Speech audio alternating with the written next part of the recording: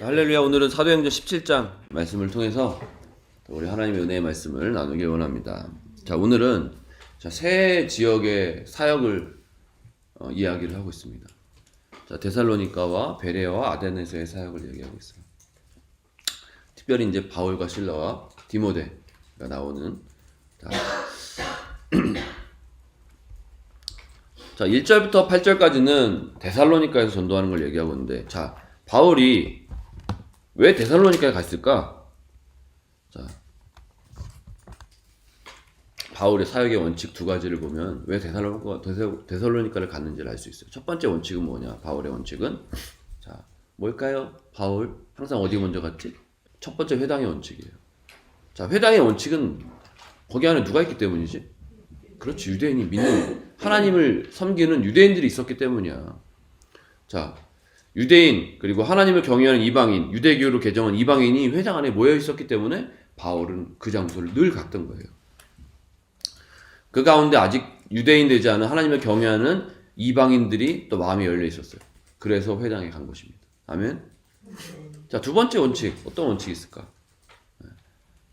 바울이 선교지를 선택할 때 어떤 도시를 먼저 들어갔을까? 자, 두 번째는 바로 수학의 원칙이에요. 매스매틱스가 아니라 수학. 왜 회당에 있는 곳을 선택을 했고 왜 그곳에 들어갔을까? 왜냐하면 하나님의 복음을 전파해서 훈련할 수 있는 곳을 찾았다는 거예요. 그러니까 무조건 큰 도시에 간 것이 아니라 복음을 받아들일 준비가 된 곳에 간 거예요. 왜? 열매를 거두기 위해서. 데살로니가는 그 당시에 두 번째로 큰 도시였다고 해요. 그러니까 우리는 여러분 터키에도 81개의 주가 있잖아요. 한 개 주가 어디만 하다? 대한민국의 한 도만 하다. 한 주가. 근데 81개의 주가 있어, 터키에. 네?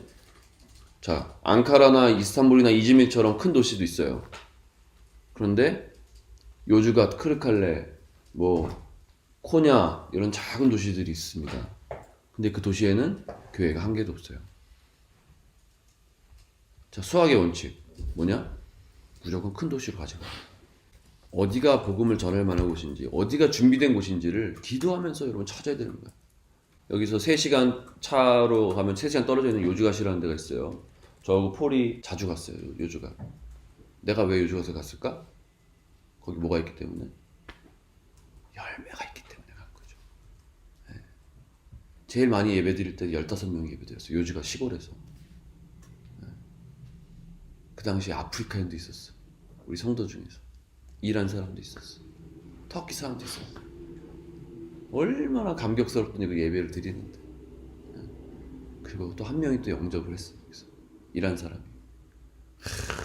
코가 뚫리지 않습니까? 사역이 얼마나 재밌었겠어. 가는 곳마다 막 다른 민족들이 막 예수님 영접하고 막 모임이 막 시작되고 막 정말 그런 삶을 살아야 되지 않겠습니까? 그러니까 하나님 복음 전하는 순서가 있어요. 마태복음 10장 말씀에 보면은 이방인의 길로도 가지 말고 사마리아의 길로도 가지 말고 이스라엘의 잃은 양에게 가라. 이 말씀이 있어요. 마태복음 10장에. 이게 무슨 말씀이냐면 먼저는 유대인에게 전하라는 거예요. 우리들도 마찬가지지. 자기 친구들도 복음 안 전하면서 어떻게 세상을 변화시켜? 먼저는 유대인에게 복음을 전하라. 두 번째, 네. 그 다음에 사마리아인에게 복음을 전하라는 거예요. 그 다음에는 다른 도시들. 네. 복음 전하라는 거야. 네. 나하고 별로 관계없는 사람들. 처음에는 아는 사람한테 복음 전하라 했잖아. 내가 여러분 전도 훈련할 때 한번 했었죠. 처음에는 아는 사람들. 아는 사람들한테, 친척들한테 먼저 복음을 전하는 거야. 그 다음에 누구? 그 다음에는 나와 별로 안 친한 사람들이나 아니면 우리 동네에 있는 사람들, 우리 건물에 있는 사람들, 우리 아파트에 있는 주민들, 내 앞집에 사는 사람 복음 전하는 거야. 그게 사마리아의 복음이죠. 세 번째는 뭐야? 이방인. 땅끝까지 복음을 전해. 나랑 전혀 상관없는 다른 나라, 다른 민족, 땅끝에 있는 민족, 복음을 듣지 못한 사람들, 교회가 없는 곳 가서 복음을 전해라. 이게 이방인이에요. 아멘. 철저히 이 복음 전하는 공식이 있다. 복음 전하는 순서가 있다. 항상 기억하시기 바랍니다.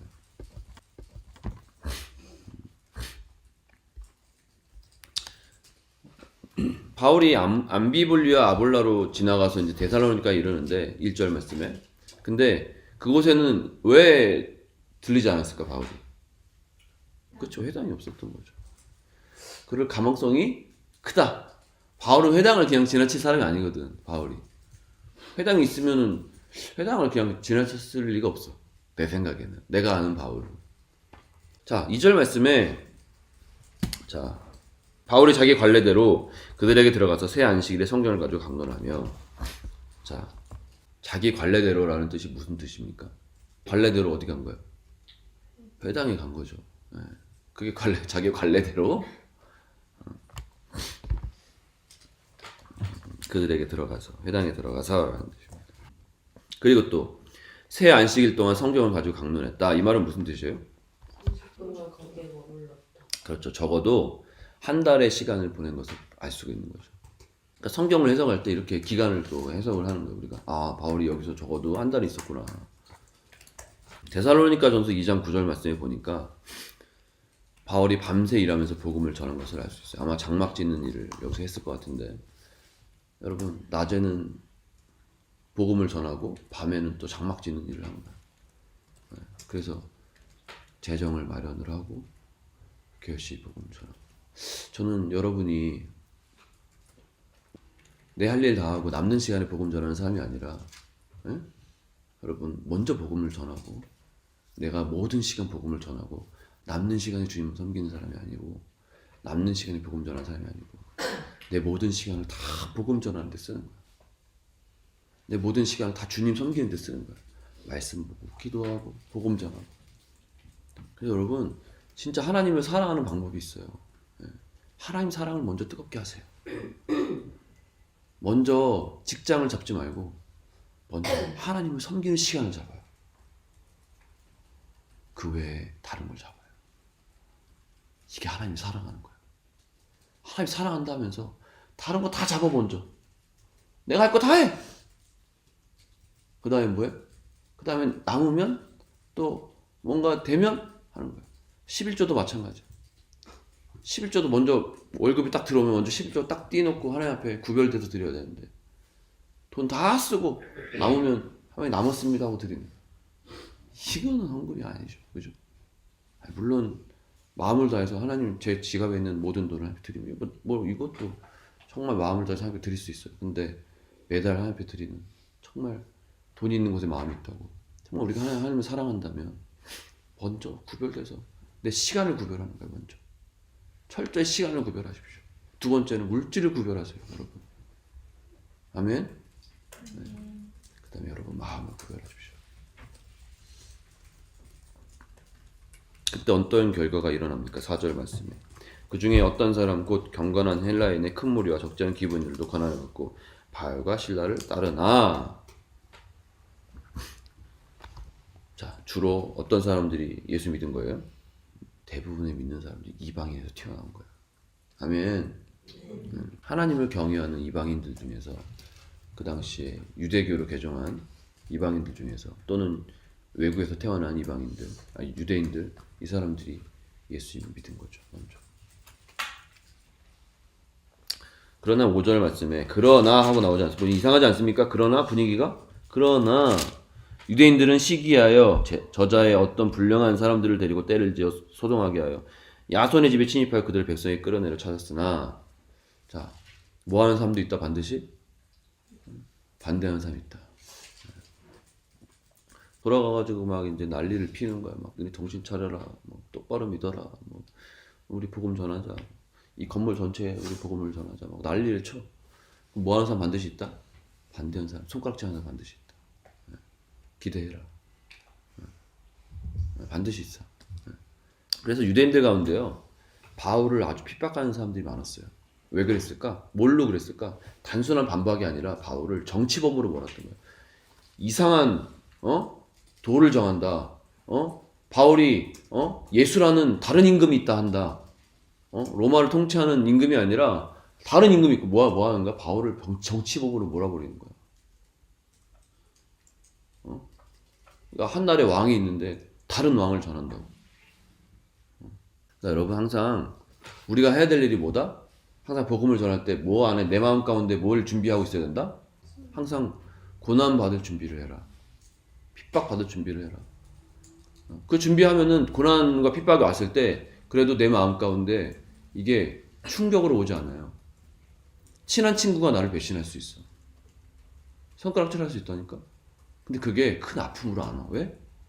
아, 내가 제대로 하고 있구나라는 걸 그때 이제 아는 거야.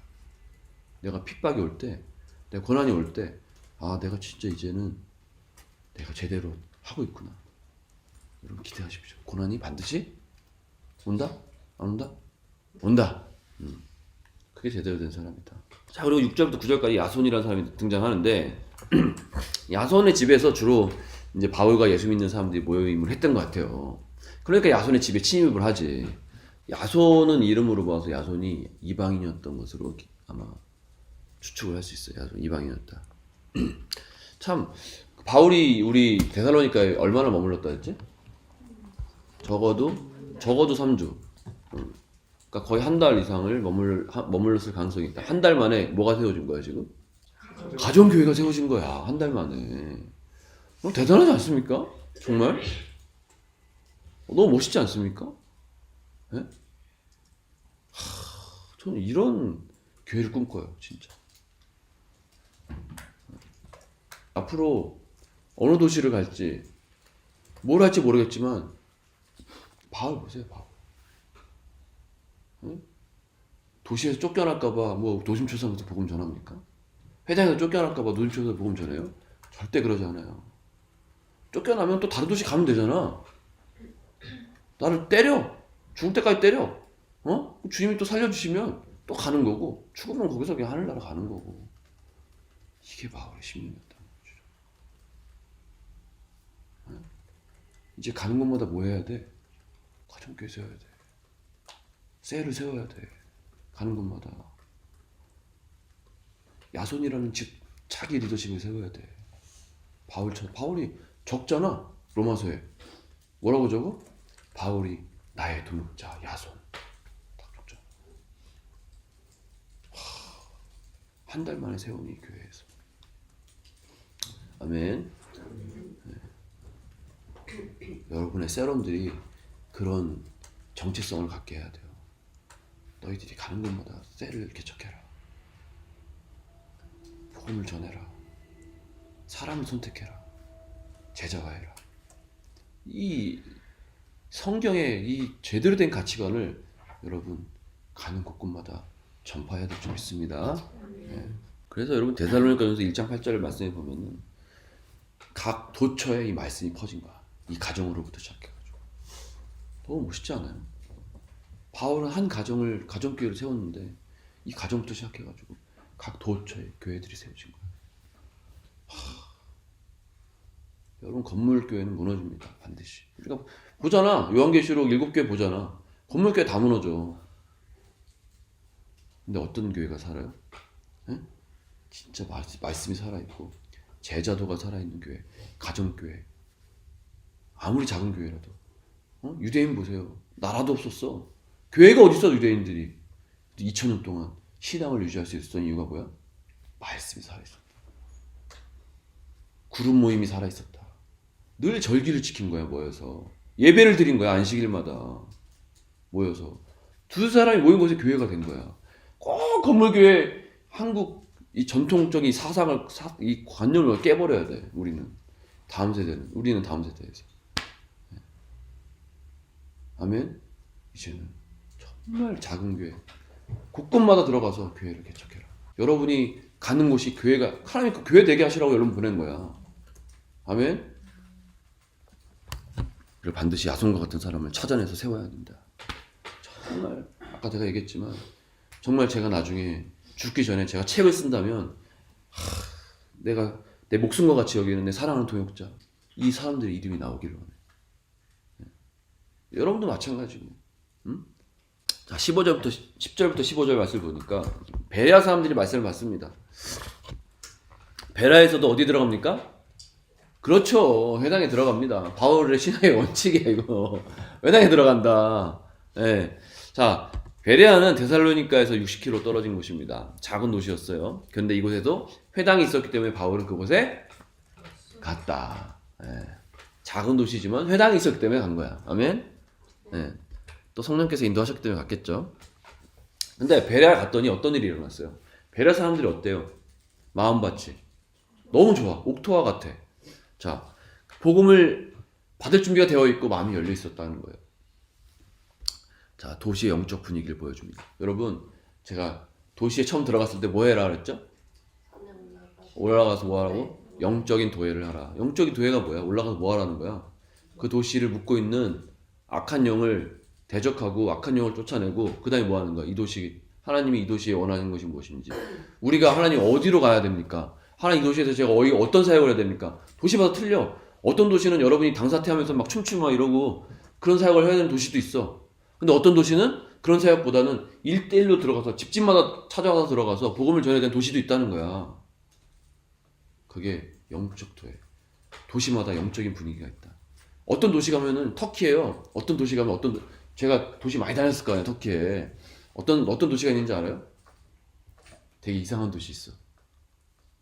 낮에 12시에 갔는데 남자들은 다 카페 뭐 거리에서 의자에 앉아가지고 차 마시고 다 있고, 저기 밭에서 일하는 사람이 누군지 알아요? 여자들은 다 밭에 가서 일해. 막 다 물건 나르는 거 다 여자하고, 남자들은 다 차 마시고 놀아.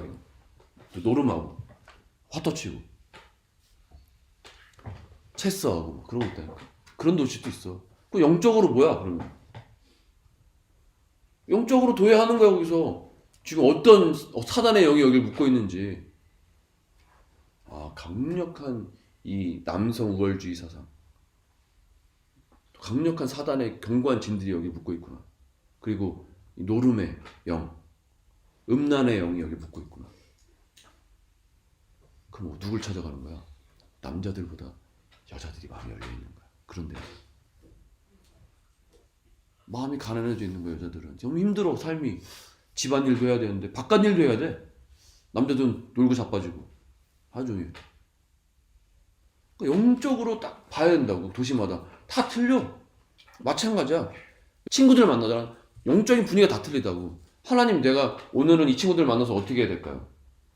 해피브릿지를 해야 될까요? 오픈셀을 해야 될까요? 아니면 바로 여기서 셀을 열어버릴까요? 성령 캠프를 아예 여기서 해버릴까요?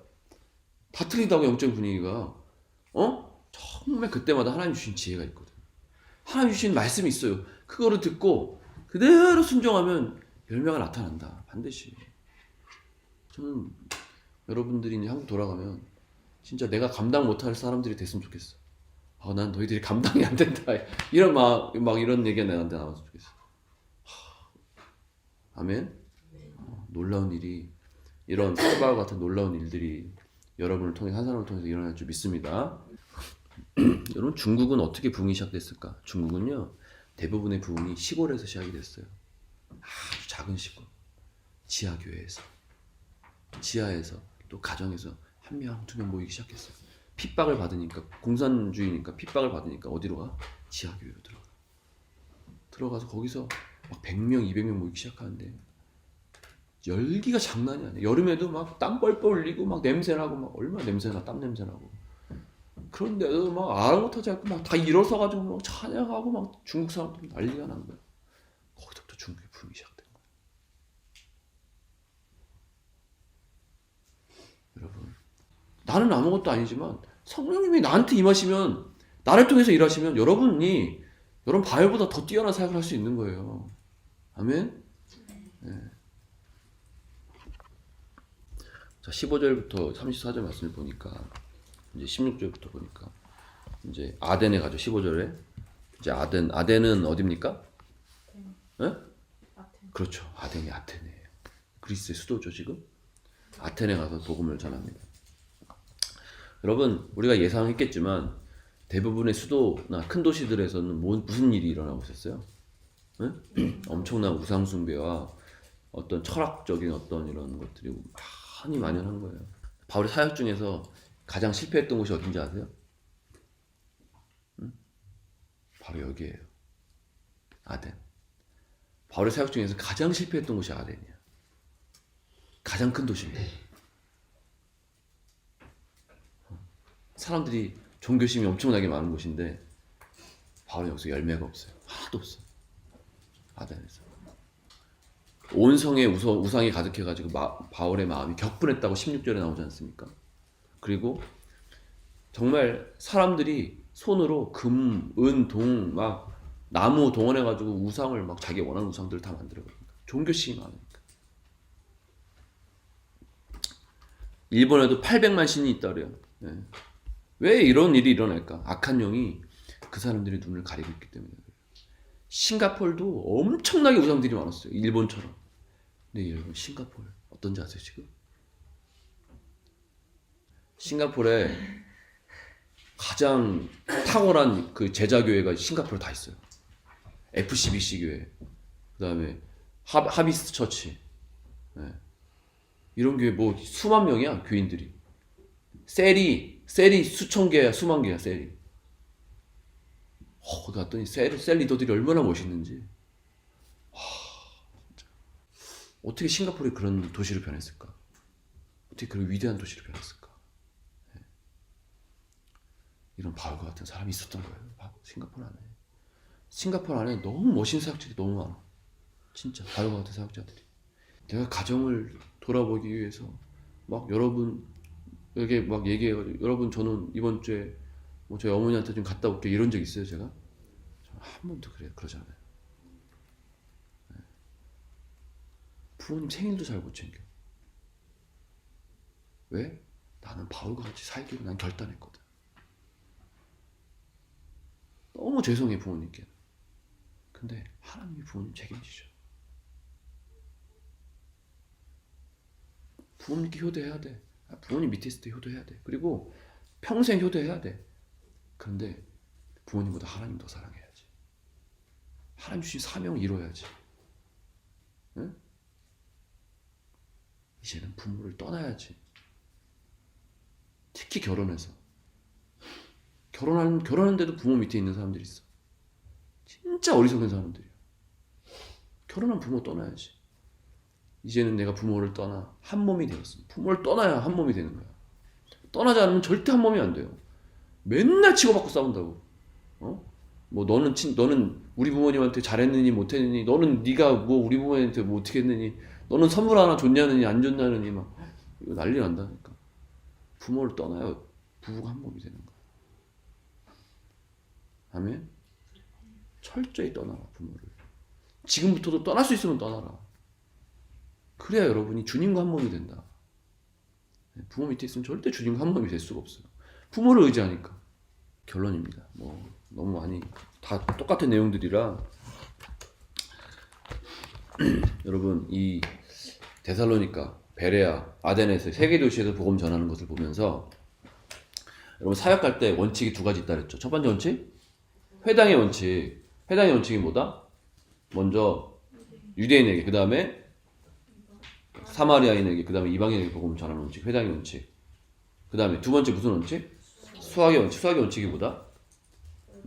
하나님이 마음을 주시는 곳, 열매가 맺힐 만한 곳으로 여러분 가는 거예요. 아멘? 그러니까 사람들의 영적인 상태를 우리가 잘 파악할 수, 그러니까 늘 기도하고 깨어 있어야 되는 거야. 기도하고 깨어 있지도 않은데 새벽 기도도 안 하면서 어떻게 해? 말씀도 안 보면서 매일 1시간 기도도 못 하면서 어떻게 그 사람들의 영적인 것을 파악을 하냐고. 어떻게 도시의 영적인 걸 어떻게 파악을 하냐고. 영적으로 엉망인데. 그러니까 기도 자리를 무조건 사수해야 돼. 진짜 복음 전파자는. 논리가 아닌 정말 오직 예수 그리스도의 능력과 표적과 이사가 나타나는, 가는 곳마다 막 소동이 일어나고 지진이 일어나는 놀라운 여러분 영적인 바울과 실라와 디모데와 같은 정말 놀라운 영적인 군사들이 다 되시기를 축복합니다. 아멘.